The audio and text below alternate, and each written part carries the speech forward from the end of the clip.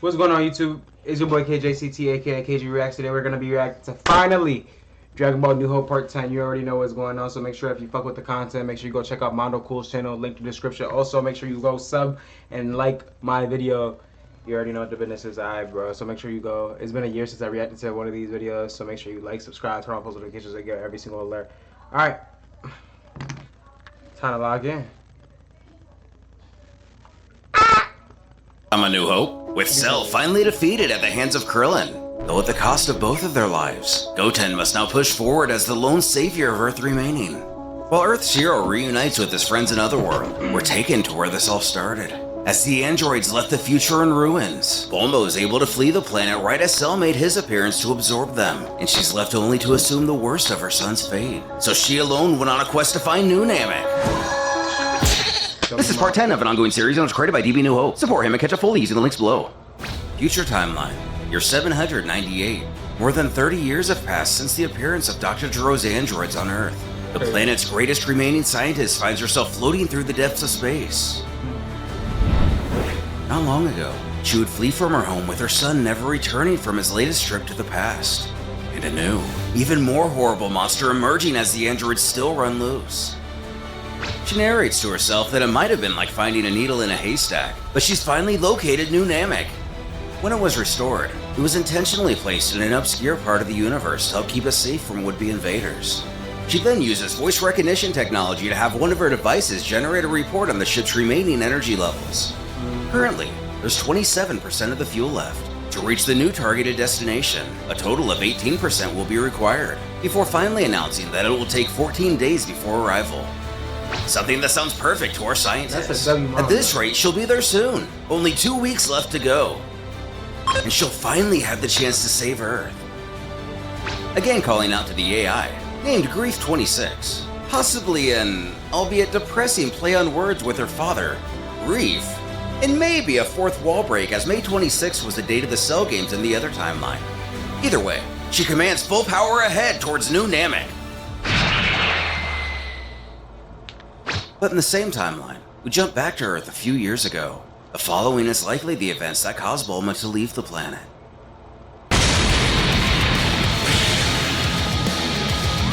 Cell touches down in his imperfect form, noticeably giving the androids a bit of trouble. 18 hisses to know how a stupid roach could be this strong. The creature snarls that it seems like they haven't been listening to him. He is Cell, the ultimate warrior created by Dr. Gero's computer. The data instilled into him is clear. By absorbing the two of them, he will be granted his perfect form, and then his power will know no bounds. COP. 17 barks for this dirty bug to shut up. Word. What is he talking about? Chat. He himself is the strongest android ever created. Word. His sister backs us up by asking if he thinks they'll simply allow themselves to be absorbed by a freak of About nature one like thing him. coming. He's gravely mistaken. Their foe retorts that they should be honored to have the chance to be part of the universe's greatest warrior. But anyway, it's not like he's giving them a choice. He will absorb them both, willingly or not. Damn.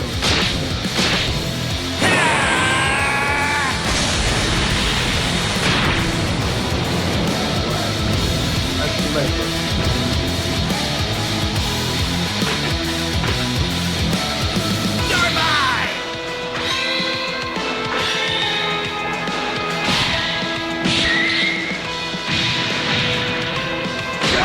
Oh shit, fight back. This you piece of crap!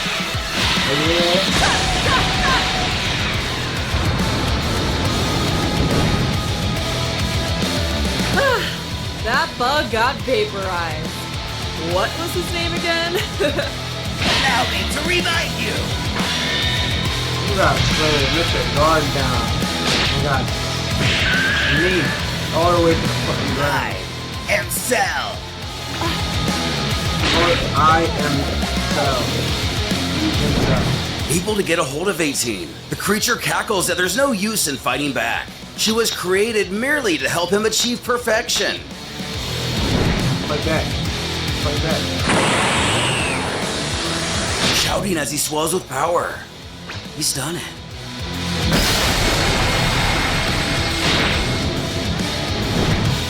Although it's unlikely the twins would be able to defeat him together, now in a semi-perfect state, 17 alone stands absolutely no chance. Turning to the remaining cyborg, Cell chortles that now it's his turn. Good. You got it. Again in the year 798. She quickly finds herself in front of New Namek without incident. The AI calls out that the main objective has been reached.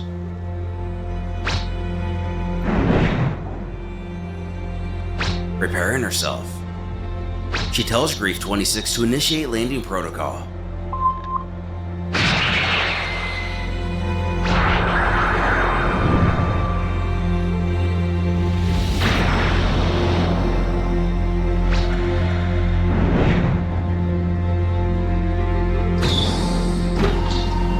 The ship plants itself on the soil and announces landing a success. Indeed it did. You saw that, guys? It did. About to set foot on the green world for the first time. Well, more or less the first time in several decades. BULMA figures that's about time. Slowly disembarking and getting a look at her surroundings. Even if it is New Namek, it's identical to the old one. To think it's been over 35 years since their adventures against that freak Frieza. This makes her feel old. But any which way, now she has to locate the Dragon Balls. Using her radar, they appear to be scattered all over the place.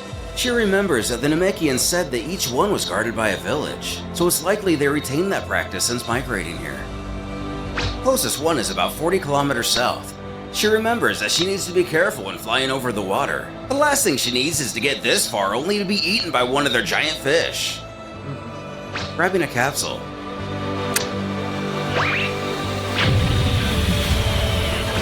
she opens it to give her a quicker means of travel. She takes off and makes her way to the nearest village. But the question must be asked, why haven't any Namekians already come to greet her? Surely they would have noticed a spaceship landing on their planet after the events from before. Right. Regardless, she finds herself right where she needs to be. And just to address the aforementioned statement, there doesn't appear to be any sign of stress or destruction. A couple locals are spotted below and one is even seen gathering water. Getting a closer look, it appears to be business as usual for the Namekians. In this village, they continue their rituals of gardening, mentoring the youngsters, and someone's even getting a new house.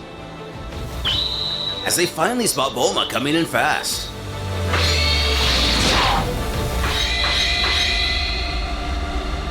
Though causing a slight panic, she apologizes to barge in like this. She explains that her name is BULMA and she comes from planet Earth. Stepping away from her vehicle, she furthers that she's met a lot of the natives that should still be here. A little more than 35 years ago when Frieza invaded the old Namek. After his explosion, all the Nameks wished back with the Dragon Balls came to stay with her on Earth for a few days. But with little response from anyone, she questions if they remember. But what? She was there when Frieza attacked? Does this mean she's one of his allies? Of course no! Not at all! She just, That's when Mori enters the scene with perfect timing. He assures his children not to be afraid. BULMA is an old friend and doesn't have any ties to Frieza. Word. Quite the opposite, actually. Because of her and her friends, the Namekians were able to survive. Swinging her head around, the Earthling is quick to recognize the Elder. With the situation simmering, he asks her to forgive this inconsiderate welcome. The majority of the inhabitants of this village were not yet born when the other Namekians were on Earth. Her arrival today is no surprise either. Mori's most gifted student sensed a familiar key heading towards Namek. Coming to the surprise of the space traveler, his most gifted student? Who could that be? Regardless, he assures said pupil is going to be happy to see her. A bit confused. The Namekian in question isn't long to make himself known. Dende. It's Dende, Oh, who bids shit. BULMA a warm hello. In this timeline, he was never taken to Earth by Goku to become the new Guardian. Damn. Our heroine recognizes him right away. She can't believe he's here too. She gushes how happy she is to see him. He's grown up so much she would never have recognized him. And as a matter of fact, he's happy to see her as well. And she too has grown quite old. Damn. But what the heck is wrong with him? She thought Namekians were supposed to be polite people. Who assures her it was a compliment? On Namek, looking old is considered a sign of wisdom. Offering an awkward apology, Easy. Dende moves the conversation along and inquires what brings her here anyway. exuding a heavy sigh. She hopes he has a little time for this, because it's quite a lot. And unfortunately, she doesn't come here bearing good news. Growing serious, Dende resolves that what she has to say will not be pleasant. He suggests they move this to the elder's house. A few hours pass as BULMA spares no detail in the events of the last 30-odd years. Everything from Goku's heart virus to the androids, the fall of Earth's defenders, her invention of time travel, which is why her son didn't accompany her on this dangerous journey, and of course the arrival of Cell. Without much to comfort her, Dende can only apologize that she's been through so many terrible things since the Namekians got their new home. Mori adding if only they knew, they would have been able to help. With the obvious solution already in mind, he utters that he'll notify the village chiefs to gather the Dragon Balls. So in record time, now that the task is done, they can summon Purunga. Yay! Big summon You have summoned me. Now, speak your wishes. I shall grant you 3, whatever they are. It having been so long since Shenron was summoned, and never really getting to see much of Purunga up close, BULMA forgot how impressive all this stuff was.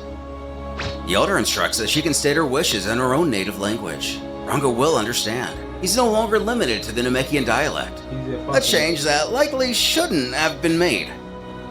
For the sake of convenience, it works great in this situation though.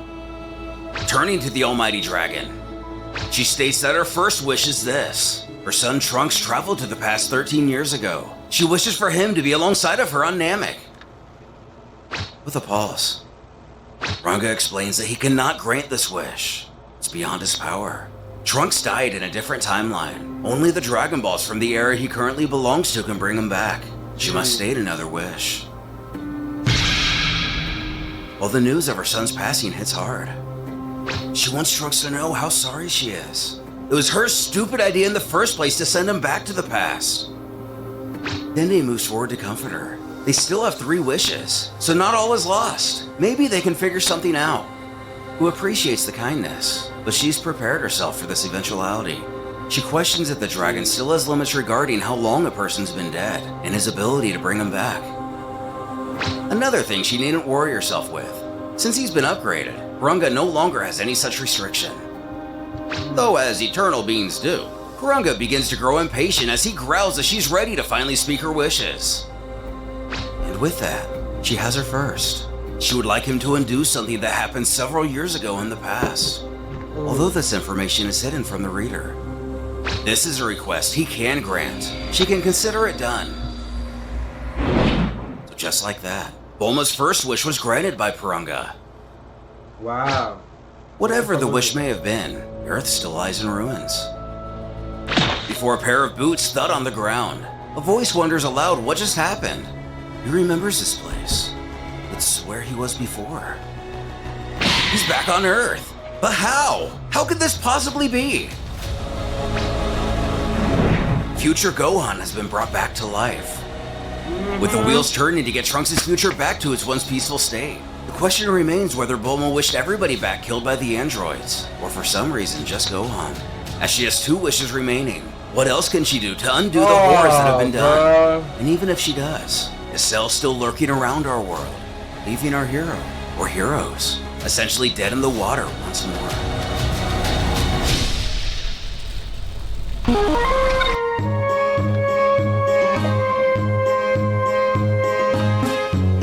The remix. Yeah.